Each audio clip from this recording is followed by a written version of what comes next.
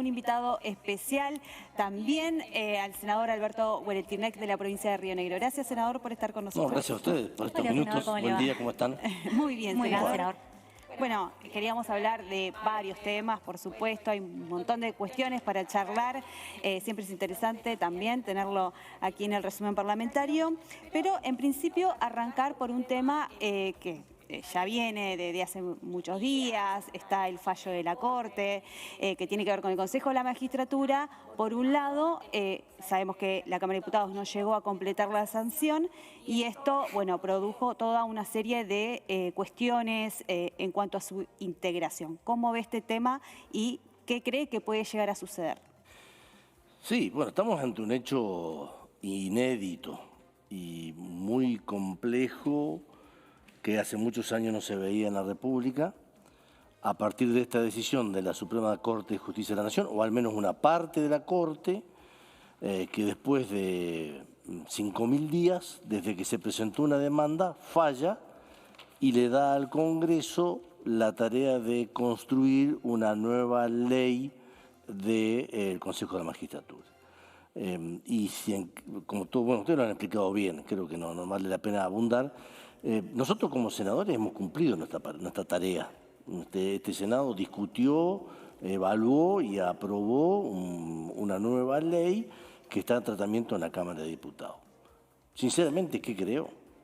Que en vez de gastar tanta energía en los canales de televisión, en las radios, en los diarios, con comunicados de prensa, con fotos, lo que tendrían que hacer los dos bloques mayoritarios es sentarse en la Cámara de Diputados y terminar con la ley. Me parece que esto es lo que estamos esperando quienes de alguna manera somos minoría y que es lo que espera el pueblo argentino. Es decir, siéntense un día, convoquen a una sesión en la Cámara de Diputados y pónganse de acuerdo en la ley, con corte, sin corte, con más o con menos. Me parece que es lo que todos estamos esperando para poder encontrar una salida a esto, ¿no? Más allá de las consideraciones que uno tiene con la actitud de la Corte. En este caso, yo en lo personal, en un fallo cuando era gobernador de la provincia, sé de las actitudes políticas que tiene esta Corte, con lo cual entiendo también que lo que hoy se está viviendo es una actitud política por parte de la Corte, con esto de una aceleración de todos los tiempos de una manera inaudita para lo que son los términos de la Corte. Pero creo que el esfuerzo de los dos bloques mayoritarios tiene que ser sentarse y encontrar un acuerdo que me da la sensación, tema más o tema menos, no sería un tema de muy difícil resolución, a no ser de que haya unas cuestiones mucho más profundas en esta discusión, ¿no? Bueno, senadora de Magistratura, lo cambio, lo que está ocurriendo, lo que va a ocurrir en el día de hoy, mejor dicho, a las 14 horas, con esta plenaria de legislación general y presupuesto y Hacienda con respecto a esta creación del Fondo Nacional para cancelar la deuda del Fondo Monetario Internacional. ¿Cuál es su opinión al respecto? ¿Cómo cree que se va a desarrollar este debate? Sí. No tengo todavía una posición definitiva. Sí creo que la discusión, para mi forma de ver, tiene que ver con otra cosa que lo que se ha estado discutiendo. Si miramos el debate de los últimos días, estamos discutiendo fuga de capital, etcétera, etcétera. Para mí la discusión es, ¿quién paga? ¿Quién paga la deuda contraída por el gobierno de Macri, que no está en ningún lugar de la República Argentina, esa plata, ni en beneficio del pueblo argentino? Si la paga el pueblo argentino, sus empresas, sus trabajadores, sus jubilados, a través de las restricciones que pueda haber en el presupuesto público, o la pagan aquellos que se llevaron dinero del país sin declarar y que esos impuestos no ingresaron nunca al fisco. Es decir, la discusión es esto, ¿no? ¿Quién se hace cargo de la decisión tomada, de pagar, de la decisión tomada por Macri y por Cambiemos en aquel momento? Obviamente que entre que la pague el pueblo argentino con menos salud, con menos educación, con menos seguridad, con menos obra pública, con restricción a nuestros jubilados, o la paguen aquellos que sacaron dinero del país sin pagar los impuestos necesarios. Obvio, estoy totalmente de acuerdo que esa gente tiene que contribuir y pagar esos impuestos para pagar esa deuda. Después hay muchos tecnicismos en esto, ¿no? Creo que el tema de la delación es un tema que se utiliza en el mundo. Es decir, Estados Unidos, es clarísimo esto. Acá cerca, cruzando el río Uruguay, el porcentaje para quien delata un ingreso de divisas ilegales es del 50%. ¿No? O sea, es decir, hay ejemplos en el mundo. No estamos haciendo nada que sea propio de la Argentina. Lo que se está haciendo es seguir de alguna manera lo que sucede en el mundo. Después, si es blanqueo, si no es blanqueo, me parece que es un tema coyuntural, circunstancial, que tiene que ver con los posicionamientos políticos. Pero en el fondo de la cuestión, si lo pagan quienes llevaron plata fuera del país y si lo pagan del presupuesto del país, yo estoy de acuerdo que lo tienen que pagar quienes llevaron de una manera no declarada fondos fuera del país, pero veremos toda la cuestión técnica hoy en la tarde cuando se planteen los cambios y las propuestas que se quieren hacer. Muy bien, senador. También quería preguntarle del fondo, lo llevo a un tema de medio ambiente, también de la producción, que tiene que ver con transición energética y el proyecto de la legislatura de Río Negro sobre hidrógeno verde, se lo llamó en su momento. ¿Cómo ve este avance en el proyecto? Sí, es verde porque al ser producido en la fuente de energía a través del viento es verde, si fuera a través del gas sería azul, como se llama, celeste. Bueno, hoy se está tratando en la legislatura, hoy es el tema del debate. Obviamente que es un proyecto tremendamente importante, no solo para Río Negro, sino también para el país, es decir, una inversión de prácticamente 8.500 millones de dólares, a excepción del petróleo o la minería, no se ve en otro lugar de la Argentina, digamos, en esto. Y fundamentalmente que es una apuesta al futuro, porque de alguna manera todos entienden que el hidrógeno es la energía que va a reemplazar a los fósiles en los próximos años y fundamentalmente que es una de las energías más claves en la lucha contra el cambio climático y el calentamiento global.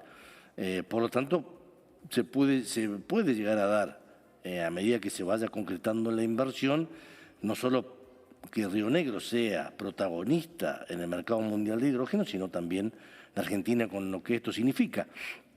Obviamente que estos procesos no son rápidos. Es decir, hoy se aprueba la ley, la empresa tiene que hacer las mediciones de viento correspondientes, también está el tema de la zona franca, hay todos, no solo trámites administrativos, sino también el propio hecho de la inversión, con lo cual todos sabemos que es un tema importante, trascendente, que hay que bajar las ansiedades y saber que es un proyecto que va a llevar su tiempo, pero que va a cambiar al menos el norte de la Patagonia, ¿no? Bueno, senador, ahora seguimos hablando un poco de su provincia porque mañana tengo entendido que va a estar presente en Vaca Muerta con este lanzamiento justamente la licitación para la construcción del gasoducto Néstor Kirchner, que bueno, obviamente su provincia se ve beneficiada, pero para remarcar y para que la gente entienda, ¿en qué va a beneficiar este gasoducto Néstor Kirchner que está ubicado en Vaca Muerta? Hoy la Argentina tiene la segunda reserva mundial de gas. Eso es Vaca Muerta. Es decir, que si nosotros resolviéramos cómo transportar y vender ese gas que está ahí abajo, no solo que podríamos resolver todos nuestros problemas de abastecimiento de gas interno, sino que podríamos ser un exportador mundial de gas. El gas se consume de dos maneras, hablando gruesamente. Una es gas licuado, que se transporta en los barcos.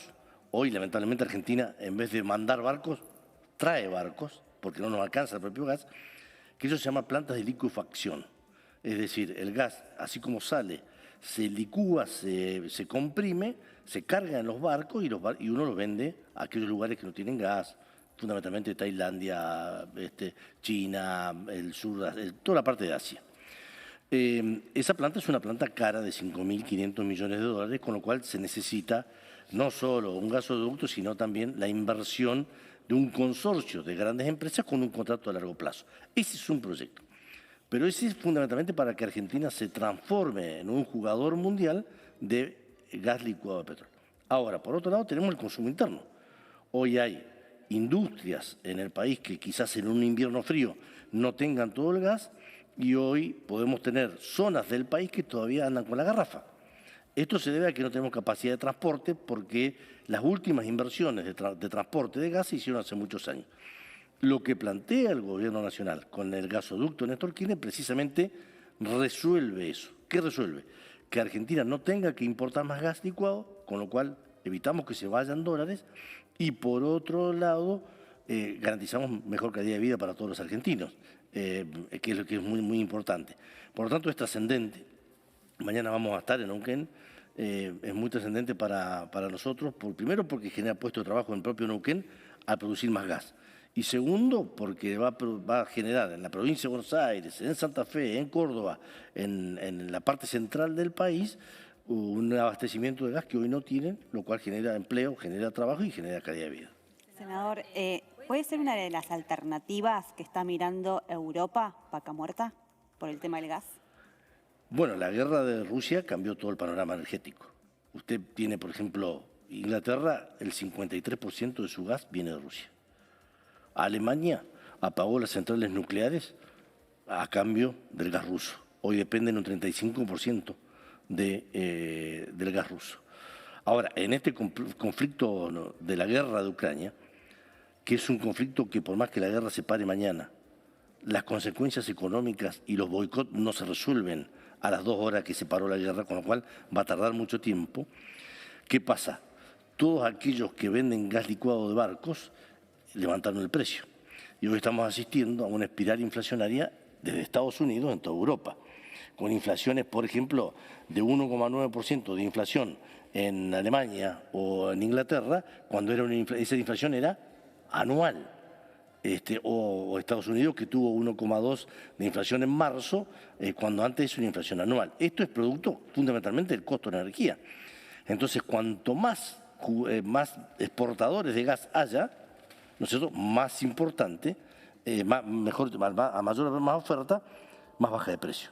Creo que a partir de esta nueva situación puede llegar a haber financiamiento internacional para acompañar a la Argentina en esta situación. Ahora, ¿qué necesitamos? Previsibilidad. Si cada vez que tengamos una situación de déficit fiscal o tengamos una situación crítica, vamos a cambiar nuestras reglas de juego, no va a venir dinero. Por eso que yo ya adelanto mi posición en contrario de este impuesto nuevo a la renta extraordinaria, que no sabemos bien qué es, que planteó el ministro Guzmán.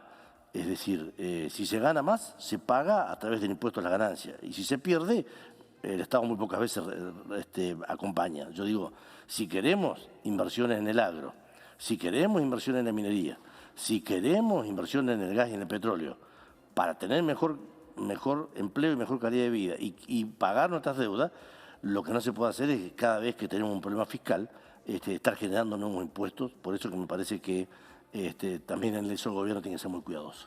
Bueno, senador, antes de despedirlo, me gustaría que, hoy se va a dar el debate con respecto a esto del Fondo Nacional, pero también en la Cámara de Diputados se va a dar este debate sobre la reforma de la ley de alquileres.